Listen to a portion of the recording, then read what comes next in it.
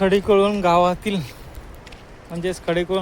हा रस्ता बाजूचा खचला आहे. कुठली गाडी बाजूने गेली जर पासिंग करताना तर ही म्हणजे वाटत नाही ती गाडी त्याच्यातून बाहेर पडेल.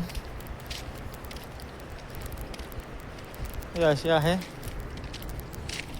हा बघा काय प्रकार आहे. सुरुवातीला जर असे खड्डे पडत राहिले तर पुढचा तर वेळ तर अजून भरपूर काढायचा आहे.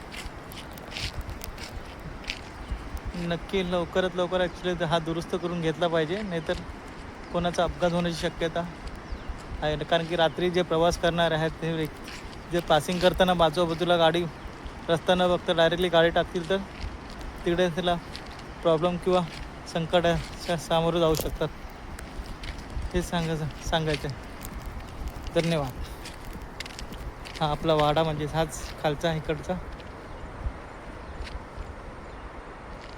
हे घर आहे आपलं खडीकोळण गावातलं